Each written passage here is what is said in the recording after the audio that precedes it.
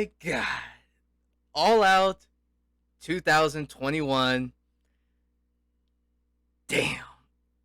If you guys have saw the vlog that I was able to do for the first time, you guys will actually know, just from our first experiences, you already know how we felt. But this is basically the full coverage on what we truly think about the show. What is up, guys, and welcome to another wrestling podcast review. I am obviously Sean Daniel, and alongside with Bruce.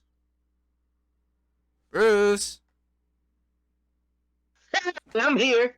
What the heck? What's poppin', y'all? Bruce Lira back at you again with the AEW wrestling ring. I'm mad because the basic one doesn't have the TNT stickers on it, but still. Yes, guys. Bruce Lira is here. Nice intro. I'm just Bruce Lira. Who are you? Sean Daniel. I mean, I'm the one that invited you to this channel to do our wrestling podcast. You're my best friend. I'm your best friend. Let's just go on already. Bruce, what did you think about All Out? I'm going to give you your initial thoughts at first. I gotta say, this was a fantastic pay-per-view. In my opinion, it's the second best. A lot of people have said that this is their favorite pay-per-view since WrestleMania 17. I don't blame them. This is a fantastic pay-per-view. This was an awesome pay-per-view. Is it my favorite pay-per-view? No. I think Double or Nothing from this year was a better show, but this one still had a lot more to offer, and this one still was an action-packed, no pun intended, dynamite-filled show. Lots of great action, it was true wrestling. It was pro wrestling, not sports entertainment.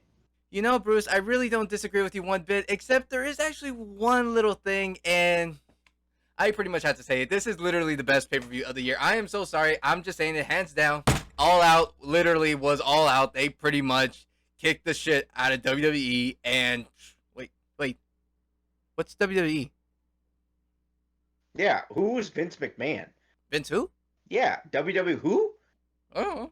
No, but I mean, no, this is literally a fantastic pay-per-view. And although there were some cards that I thought that were like, okay, I know who's winning, I know who's losing, who's going to retain, who's going to win, but just the performances and that crowd in Chicago, and we're going to talk a lot about many surprises, man. This has been one of my most favorite wrestling pay-per-views in a long time. Like, I have never had an experience like this since... Maybe the takeovers, or maybe possibly even this is pretty much what we're gonna do, people. We go through each match and we give our initial reactions on what we think about the match. Bruce is gonna go first. He's gonna give his ratings. I'm gonna give my ratings. It's pretty much gonna go back and forth. So, anyways, on to our first match of the night. Miro successfully defends his AEW TNT Championship against Eddie Kingston by pinfall. Bruce, what is your thoughts on this? Solid match. I liked it. Both guys delivered lots of hard-hitting action. Lots of takedowns and stuff. There's like two big power. Eddie Kingston's a big guy. He's not as built as like Miro, but the guy can still go. He's a scrappy kind of fighter. I love that he brought that street fighting type of style to this match. And Miro, he had Miro's number for a second. That's what I love, is that it made it seem like he was almost gonna win. He had Miro's number, but Miro still was a step above him. And of course, Miro, I think he pinned him, I believe. Miro did pin him. He gave him like a kick to the head because the referee because Eddie Kingston was gonna ram him into the exposed turnbuckle. The ref stopped him, gave him a low blow, and then gave him 2 kicks and pinned him 1, 2, 3. Yeah, that ref ticked me off. Worst ref in the business. That's count. Like, seriously, the time it took for him, he was just standing. I'm like, what are you doing? Move it behind. Get down there and pin. Oh my goodness, the way his movement and that ticked me off. Why, ref? You took so long. Hey, I'm just gonna tell you, wrestling referees are not the only referees to screw a match. You got that in the NBA, NFL, pretty much anyone in any sport is gonna hate a referee. So that's pretty realistic. I'll tell you that. But on my take with it, Miro versus Eddie Kingston, this was a really good start to the match. I did not have high hopes for it because I'm like thinking, okay, Miro, he's gonna win. He's not gonna lose the championship to Eddie Yeah. Kingston. They haven't pushed anyone to fight Eddie, but no, there was actually at one point in the match, Eddie was actually having the good advantage, and I'm literally having second thoughts. I was like thinking, like, wait, is Eddie gonna actually win? And he was able. It looked like he was actually gonna win. Like I was gonna get off my chair at one point, and then right when the ref almost counted to three, he just looked around. He's like because the whole audience is booing at him, saying you fucked up, and I'm like, okay, this is gonna be the worst ref of the night. But damn, I was like, this was a really close call match. I still enjoyed this match. Not my favorite match of the night because there's gonna be a lot more other better matches, but a great start off this match. Oh, and yes, it's pretty much the referee's fault. Even Abraham, he said that on when I showed him All Out. We all pretty much agree on the same thing. But Bruce, what do you give this rating? I'm gonna give it a 7.5 out of 5. I think it was just a very solid start, very good opener. Better matches would follow, but this as a start to a great pay-per-view, I couldn't have found a better way to start this. You said 7.5 out of 5. Holy crap! Fine, 3.5. I thought we were doing this out of 10. We are doing this out of 10. Wait, hold on. Wait. Why are you doing 7 out of 5? What are we doing? We're doing it out of 10. Out of 10. Sean Spears, 10. Oh shit! I hit the mic. 7.5 out of 10. Okay, at least you finally fixed that in. It's not a 5. But I'm actually gonna go a little higher than you. I am giving Miro versus Eddie Kingston an 8.5 out of 10. Well, enough of that. We go on to our second match of the night. It is Jon Moxley successfully defeating New Japan Pro Wrestling Satoshi Kojima. Jon Moxley was able to get the win. And, well, Bruce, what do you think about this match? I didn't care for the build-up. It's like, come on, really? I don't know much about Satoshi, and I'm just like there. So I'm just sitting there. I'm just like, oh, okay, fine. Maybe I'll go to the bathroom or something after this. This match was good. It had a great build-up. It got better and better. The elbow and the Allarian and everything. It's just like, dude, yes. This is everything I could want in a New Japan style match brought to the USA and then some. WWE has tried to do it for years and failed. They could only do it in NXT. And even then, you still didn't get the full experience. This, you got the full experience and then some. Yeah, it's pretty much the same thing with me because I literally did not care about this match at all. I love New Japan Pro Wrestling. I will always respect the heck out of it because I think they are, in technical terms, the best wrestling company when it comes to just the sport in general. But yeah, I did not care about this match at first. I didn't care about the build up. I just thought like, okay, it's just gonna be a throwaway match. But no, this match was actually pretty good, and it really did exceed my expectations because I thought I was just gonna be bored with this. But no, I don't know much about Satoshi, or I'm just like, okay, Jon Moxley's gonna win, but no, there was at one point where I'm like, maybe Jon is gonna lose, or because you had both audiences going like Satoshi, Moxley, they're both cheering at the same time, so I'm like thinking, okay, this can really go either way, and in the end, Moxley was still able to pick it up, which I actually knew. Oh, nice figure by the way. Which I kind of figured by the way, because I'm like, they're not going to continue this story because it's just a one and done thing. Jon Moxley, he just opens the forbidden door, which is what Tony Khan calls, and it's just a one and done thing. But that is not it. Right at the end of the match, when Don't you forget. Huh? I was like, don't you forget that ending. I was gonna bring up the ending right now. Out of nowhere, once Jon Moxley, he pays his respects to Satoshi. Out comes Minoru Suzuki from New Japan Pro Wrestling, which I saw the rest of you got on your feet and you were just like, oh! And must I be honest with you? As much as I'm a wrestling fan and I love New Japan Pro Wrestling, you don't know much about Suzuki. I don't know much about him. I am so sorry. You are gonna hate me. Hate me in the comment section right now. I'm gonna get the heat. So I don't know much about Minoru Suzuki, but Bruce, do you know anything about him? Davis. Huh? Do you know anything about him? No, not much. All I know is that Ollie Davis basically calls him the granddaddy of murder or something like that, or grandpa of murder. I don't know. No, but I mean, they both came out. They were just laughing. They were like hitting each other back and forth. And then Minoru Suzuki gave John Moxley a pile driver, and then that's where they ended there. And then it turns out we're actually going to get that on Dynamite this coming Wednesday, which I think possibly this video is going to be released on Wednesday. I could be wrong, but who knows when this video is going to come out. But we are going to get that match. Moxley's elbow was bleeding. Yeah. And he had Suzuki had blood all over him. It wasn't his. It was Moxley's blood. Yeah, but Moxley bleeds, so I mean, it's not a surprise. I mean, the guy's been in GCW, so. So, Bruce, what are you gonna give this rating for John Moxley versus Satoshi? I'm gonna give it an 8.5. For this match, I probably didn't like it as much as you, but it's just barely, just by a little. But you said you give it an 8.5. I'm gonna give it an 8 out of 10. So it's pretty close. So now we go to the AEW Women's World Championship on the line. Dr. Britt Baker, DMD, was able to successfully defend her world title against Kris Statlander. Britt Baker, well, she had a few shocking moves, and this was a better women's match that I've seen in quite a while. But Bruce, you got to give your thoughts on it, so let it out. Again, another match I didn't care for. We all know the women's division sucks in AEW. But we love Britt Baker. Even though she's a heel, we still cheer her like a babyface. And it's a Britt Baker match, so I couldn't miss it. Even though I will admittedly, I was like, oh, good, the women's match. I'm going to go to the bathroom. That was me. I was not looking forward to this match. I did not care. Surprising to say, holy crap, the women brought it home.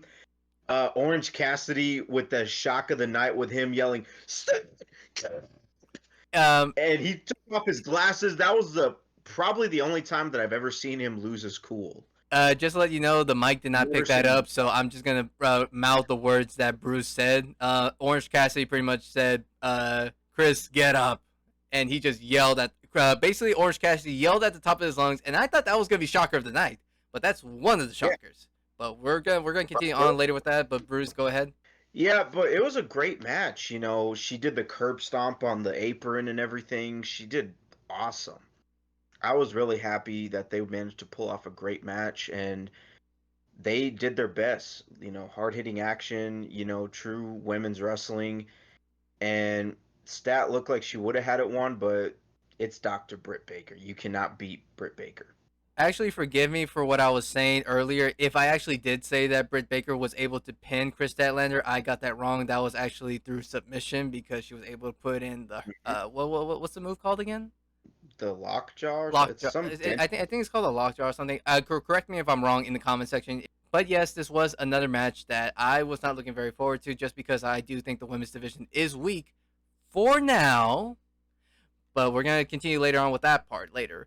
But as what we're going on through our mindsets, yes, the women's division is very weak. I did not expect Kris Statlander to win this title, but the way they booked this match almost made it seem like Kris Statlander was in fact a contender to go against Britt Baker. Like there was a possibility that made me actually believe that she could win this title. And if there's one thing that I like about matches where you kind of don't expect this person to win, I like it is when they actually do kind of give you that like doubt. Like they're really like trying to trick you here. But no, but here's the thing that did surprise me. We did have Britt Baker do the Panama Sunrise, which is a little hint to Adam Cole, but instead, I think Excalibur, he actually called it the Britt Sunrise, and that was just a nice little tribute to her boyfriend Adam Cole. And the women really did bring it home. This was a better match. I actually did enjoy this match better than the first two matches. Bruce, what do you give your rating for this? 8.7 out of 10. 8.7. I mean, I just don't do like exactly 0.7 or 0.8. I just go by the actual number, 0.5. I'm actually going to give Dr. Britt Baker versus Kris Statlander an 8.5 out of 10. Coming to our fourth match of the night. Good God almighty, I fucking love wrestling. The Lucha Bros versus the Young Bucks in a steel cage match for the AEW World Tag Team Championship. And the Lucha Bros were able to pick up the win and take home the Tag Team Championships. Oh my God, what a match. Bruce, I got a lot of words to say, but you got to go first because I got to mind my manners. So the floor is all yours. I'm speechless. Just a perfect wrestling match that you can get. This is why we love pro wrestling. This is why the Young Bucks are the greatest tag team on the planet. This is why no one can compare to the Bucks or Penta and Ray. And thus, I'm going to give my rating early. This match is a 10 out of 10. A perfect match. You cannot get more perfect than this match. Give me a second.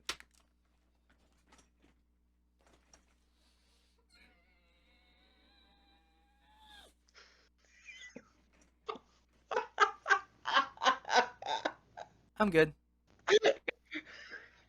Was that necessary? Yes, that was necessary because that was pretty much me in the movie theater going crazy for this match. What? This is literally... I could be lost for words, but the Young Bucks and the Lucha Bros, I don't know how they do it. They're literally two of the greatest rivalries when it comes to this modern day of tag team.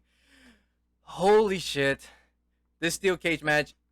I've seen a lot of steel cage matches in my life, but I'm going to have to admit, this is probably either the greatest or one of the greatest steel cage matches I've ever seen in my life. I'm not joking about that. This is really, really a good match because I was like thinking, okay, I'm thinking like, okay, the Lucha Bros and the Young Bucks, they pulled off the impossible. They literally thought like, okay, how can you top the ladder match that happened the first time they do All Out? And I'm like thinking, okay, they're doing a steel cage match, but they're also confined. And I'm like, could they still pull off a great match? And by God, they did. They did.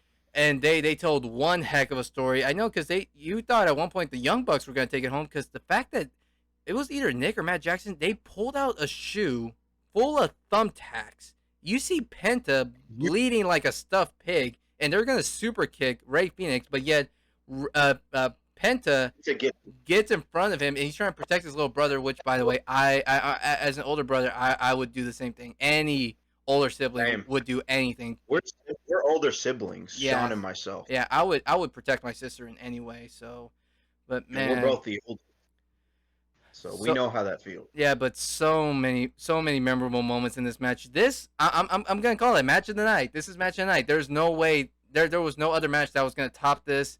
And they just literally brought the entire house down, or they brought the cage down. And I'm gonna say it's perfect. This is a perfect match. I hope Dave Meltzer gives this more than a 5-star. I am giving this match a 10 out of 10. This better break Meltzer's scale. First off, like this better rock his socks off in more ways than we can imagine. I don't know if we'll ever get to a 7-star match, but this is guaranteed more than a 5-star match. But for sure. I showed this to Abraham. Abraham, this was his most anticipated match of the night. This was my most anticipated match of the night. And did it exceed expectations? Hell yes. And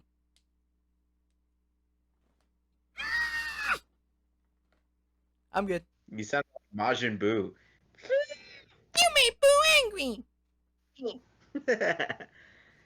But I can literally talk all night about how this match is perfect, but I know we got to be fair and go on to the other matches.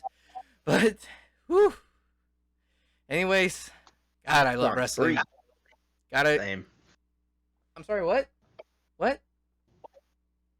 Sports entertainment? No. What sports entertainment? Get your shit out of here.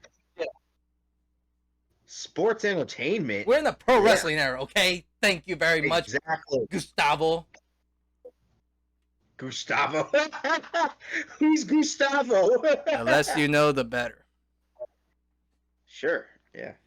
On to our fifth match tonight. I hope I'm getting this right. This one was actually supposed to be on the buy-in, but because they didn't have Pac versus Andrade El Idolo, which is going to happen this Friday on Rampage. I'm actually looking forward to Rampage because of that, but that was due to flight issues, which I like that they try to turn that into a storyline. But anyways, it is the 21 Women's Casino Battle Royale. The winner gets a future shot at the AEW Women's World Championship match, and the winner was actually the one who drew the Joker card in her AEW debut, none other than Ruby Soho. She was one of the last two contenders to eliminate Thunder Rosa and go on to actually gain a title opportunity to face Dr. Britt Baker in the future for a Women's World Championship. Bruce, what was your thoughts on this match?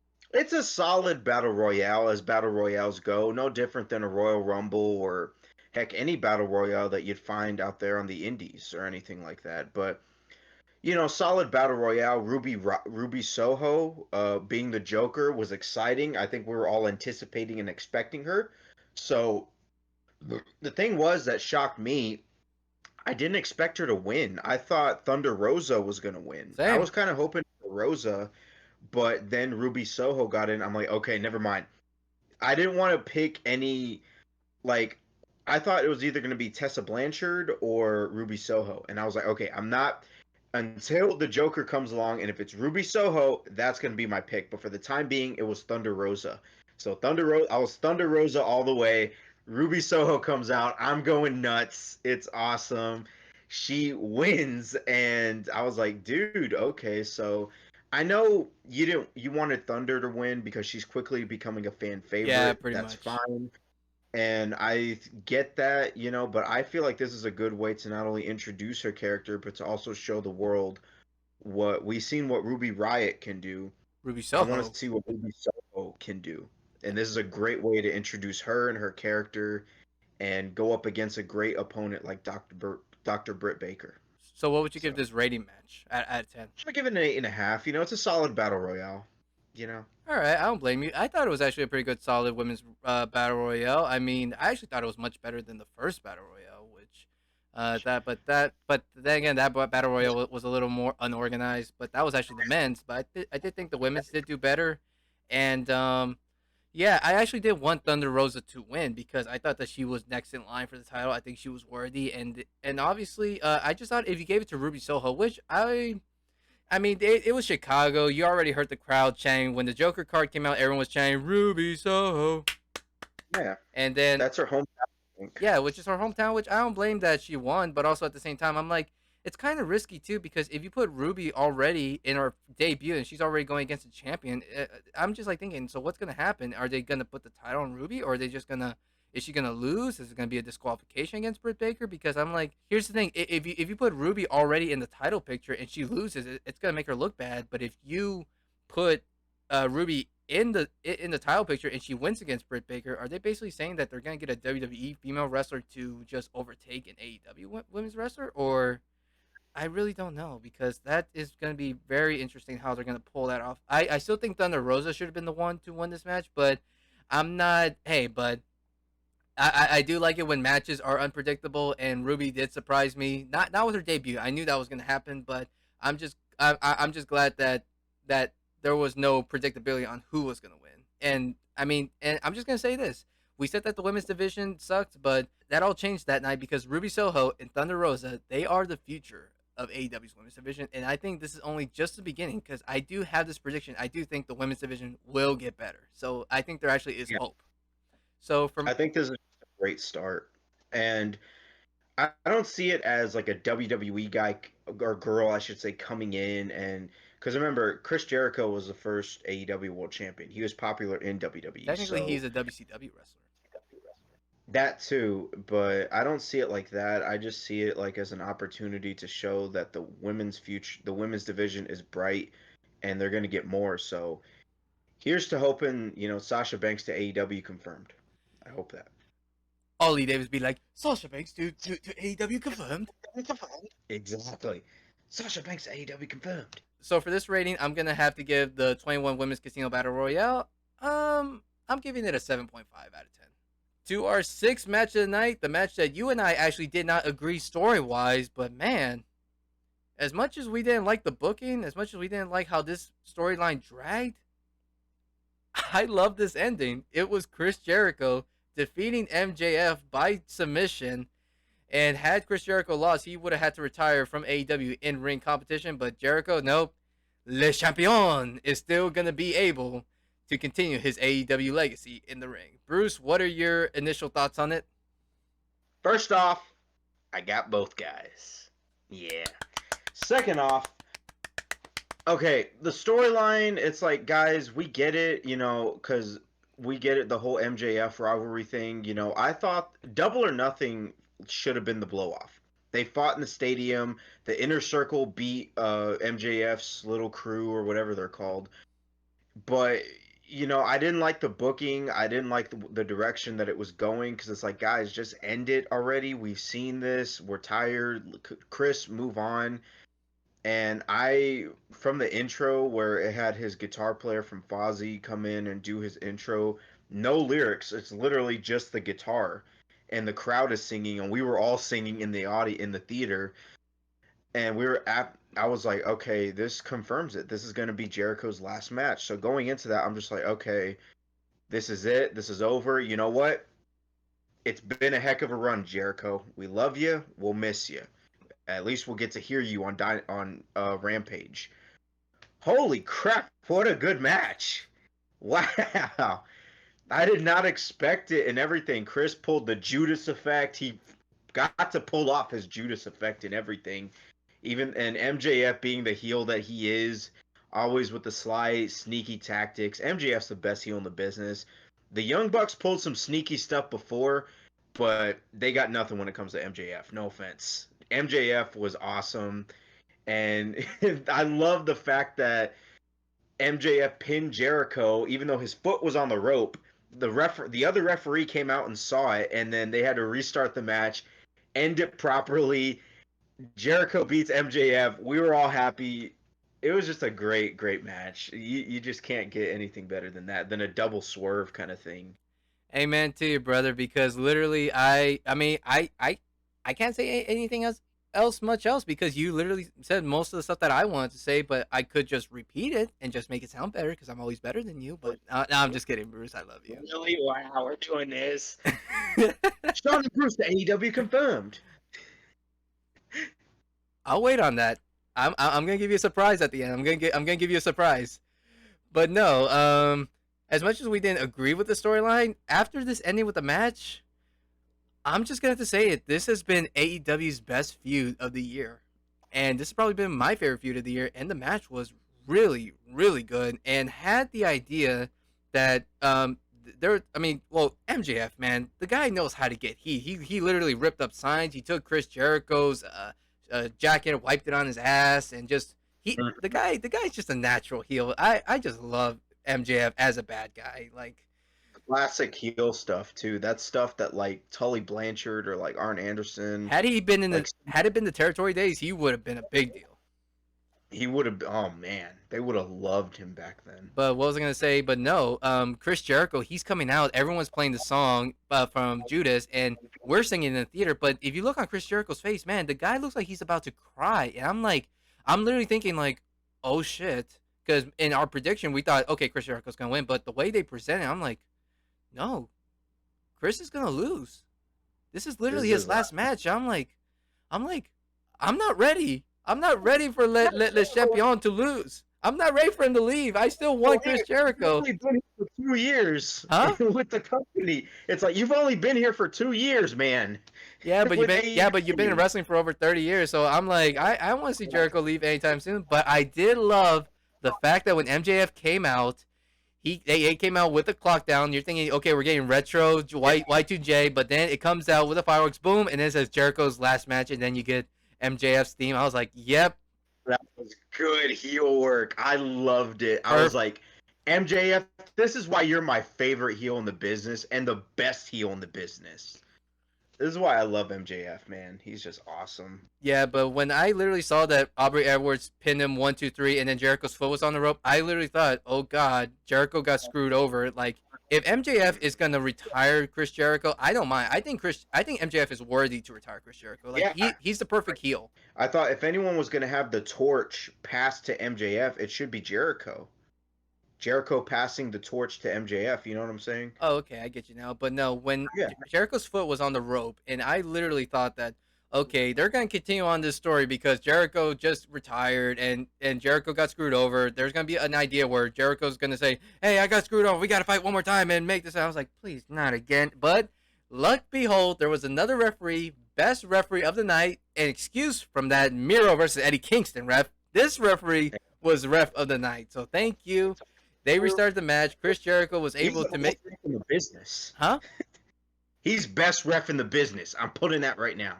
But no, MJF was able to make MJF submit, and we get to keep him. And it was just a nice little touch with the inner circle. They all came, sing the song, and even Jericho says that this has been one of his longest feuds. He announced that on Instagram. But I just love this match. Bruce, what are you gonna give this rating? First off, I love how you say, "Yay, we get to keep him like he's a toy." I'm gonna give it a 9 out of 10. I'm gonna give 9 out of 10. I'm giving it a 9.5 out of 10. For one of the most anticipated matches or one of the most anticipated debuts to happen in a long time of professional wrestling, CM Punk makes his in-ring debut against Darby Allin. And CM Punk, in his hometown of Chicago, beating Darby Allin in Chicago, winning the match in Chicago. Also, because the man is also born in Chicago. In Chicago. I just love that. Sorry. But no, CM Punk was able to pick up the win against Darby Allin in a very good match. Man, Bruce, your thoughts? First off, this was set in Chicago. Yes. Second off, CM Punk, CM Punk, CM Punk, CM Punk, CM Punk, CM Punk. This is a great, really smart match. I love the fact that it was a slow build-up, and then throughout the midway point, it quickly, like that, it picked up like that. It was a slow build-up, and it's a smart match because they're giving someone like Darby who can put Punk over. Darby can put Punk over in the best way possible. I love how Punk, he whipped him into the corner and like he slid in the turnbuckle and his back hit the post right here, the ring post. And I was like, dude, ow. And you saw the welt and everything on his back. And I love the fact, I gotta tip my hat to Darby because he made Punk look like $1 million. Punk looked awesome.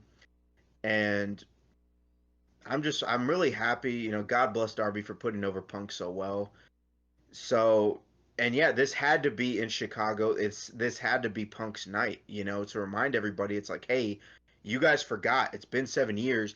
I'm still here. I'm still CM Punk. Chicago made Punk, or Cookie Monster Punk. Well, actually, it's Chick Magnet Punk originally, but still, Chicago made Punk. Punk is back. He's here, and Punk's not dead.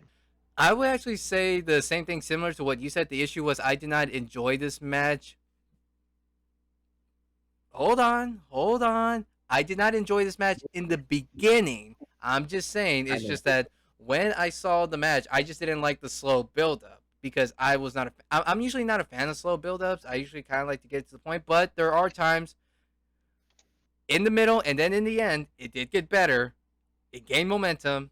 Darby Allin, man, that kid is fast. I love seeing the younger talent versus an old veteran, but it basically shows that the veteran has still got it, and that Darby looked great out there. And I knew CM Punk was definitely gonna win, but Darby still looked like he's the future one day. And I just loved everything about this match. I just didn't like the slow build up at first because I just thought that was a bit underwhelming at first, but overall, solid match and a great debut for CM Punk. Bruce, did you give your rating already for this one? No, I didn't. I was gonna give it an 8.5 out of 10. I am giving this match a 9 out of 10. Cool.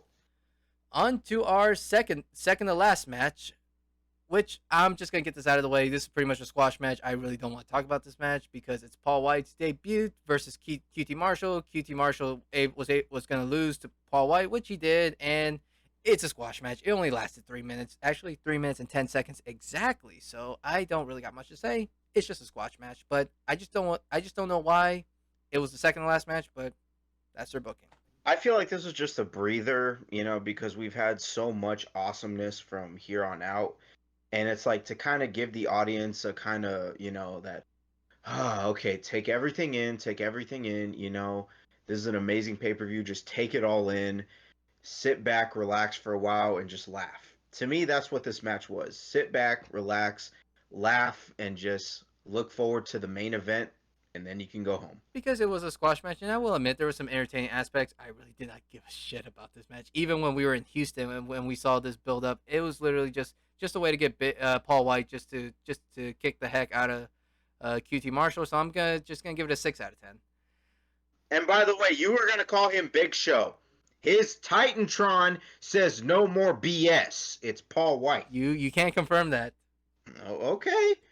Wait till I call. Wait till Big Show sees this. Oh, good job, Sean. It's because of you. You said you almost said Big Show. I didn't say it though. Completely, you said it. Well, now he's gonna choke slam me, and he's gonna choke slam you because you almost said it. Our final main event of the night is the AEW World Championship on the line. Kenny Omega successfully defeats Christian Cage by pinfall. Bruce, what is your thoughts on this? This was awesome. First off, it's Kenny Omega, man. Come on. When was the last time we saw a bad Kenny Omega match?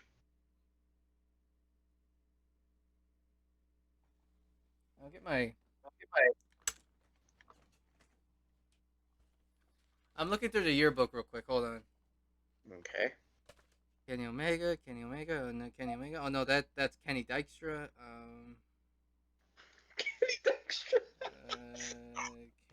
Kenny the Shark. Kenny the cat from SpongeBob. No bad matches. It's a Kenny Omega match. You know it's going to be good. And you got a great guy like Christian Cage in there. So even though I was Team Christian, you were Team Omega all the way. I wanted Christian to win, but oh well, we can't get what we want in life. At the end of the day, this match, I went from being pro-Christian to the middle of the match. I was like, dude, okay, whoever wins, I don't care. I do not care at all. Whoever wins, blah. So, yeah, this was a great match. Kenny Omega pull-up. That V-trigger, dude. It was brutal V-trigger.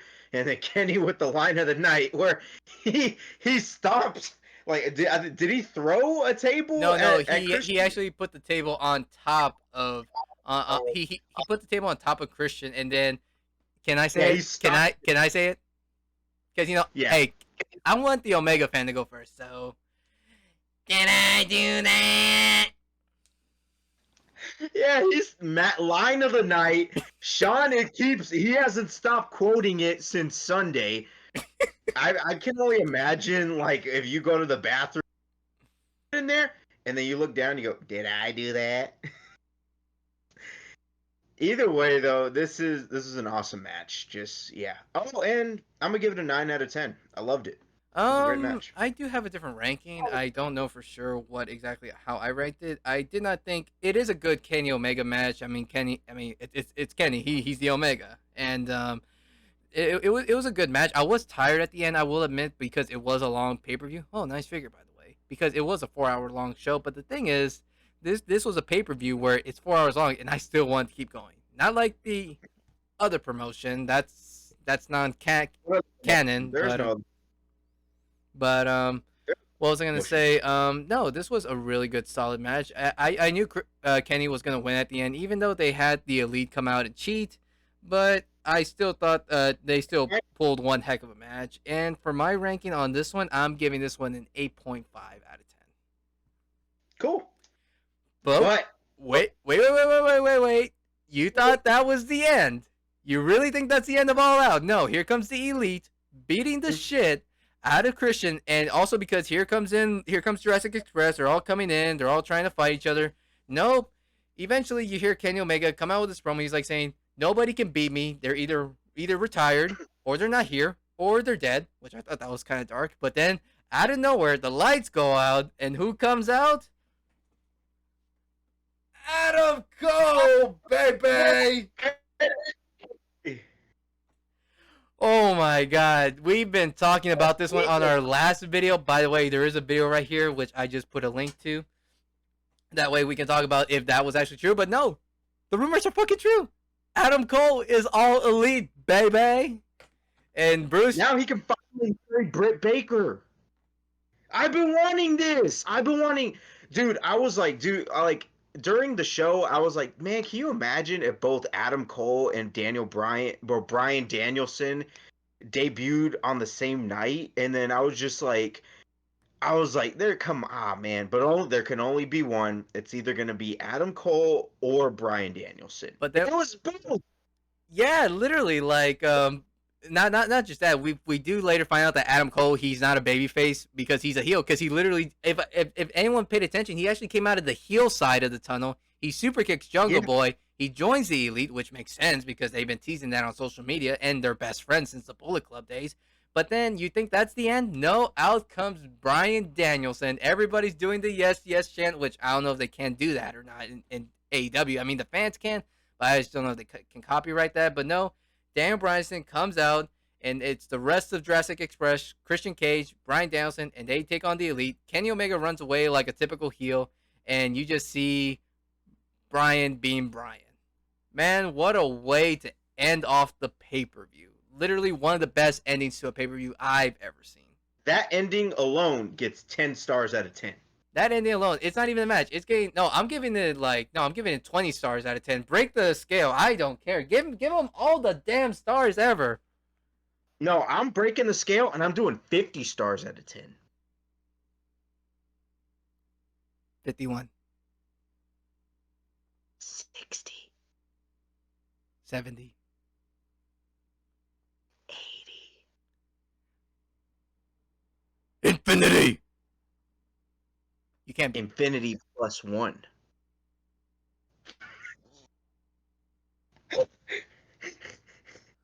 basically a great ending. So pretty much that is pretty much the conclusion to All Out. But without that, there's actually 2 more things I want to talk about real quick. Bruce, just real quick, we're gonna do this for all our pay-per-views. Basically for ending, we're gonna rank this on the chart right now. Bruce, out of all the matches that happened, there were 9 matches, not including the pre-show. Rank all your matches from 1 to 9, with 1 being the greatest match of the night to 9 being the worst match of the night. So start off with number 1. All right. Now, I will say this, 1 to 8, you've seen my ratings, so they're not technically bad matches. These are just matches that I enjoyed the most to the matches that I enjoyed the least. This is for me personally. Number 1, Young Bucks versus Penta, El Cero Miedo, and Rey Fenix. Number 2, Chris Jericho versus MJF. Number 3, CM Punk versus Darby. Number 4, Kenny Omega versus Christian for the AEW World Title. Number 5, Jon Moxley versus Satoshi Kojima. Number 6, Britt Baker and Kris Statlander. Number 7, the Women's Casino Battle Royale match. Number 8, Eddie Kingston versus Miro. Number 9, Paul Wight versus QT Marshall. All right, then I guess we pretty much got our confirmation on Bruce. Here is my take on All Out. Best match of the night, number 1, goes to the Young Bucks versus the Lucha Bros. Second place goes to MJF versus Chris Jericho. Third place goes to CM Punk versus Darby Allin. Fourth place goes to Kenny Omega versus Christian Cage. Fifth place goes to Dr. Britt Baker DMD versus Kris Statlander. Sixth place, I give it to Miro versus Eddie Kingston. Seventh place, I give that to Jon Moxley versus Satoshi Kojima. Eighth place, the 21 Women's Casino Battle Royale. And number 9, for the weakest match of the night, Paul Wight versus QT Marshall. So pretty much we almost have a little similarities. We kind of had, at the very top, we had it pretty good. The middle is kind of different from us, but then we had the bottom pretty much equally. Oh, no. Wait, one more thing. Actually, Bruce is the one that doesn't know about this. What don't I know? Just give me a second. Drum roll, please. Look at your phone. Yeah, I am. All right, let me see what you did. Holy crap, that's cool. Yep, No, no, not that one. The other one. I know. Yep, this is it, folks. I am all elite. I'm done with WWE. I'm tired of Raw. I'm tired of SmackDown. NXT's dead. No more pay-per-views, guys. Sean, if you want to do WWE stuff, cool. But when it comes to the AEW stuff, invite me along. From now on, my channel, Bruce Lira for Life, is strictly all elite. That pretty much concludes it. And yes, I am putting the pictures up right now. That way you can get a real official look. Sean Daniel and Bruce Lira are all elite.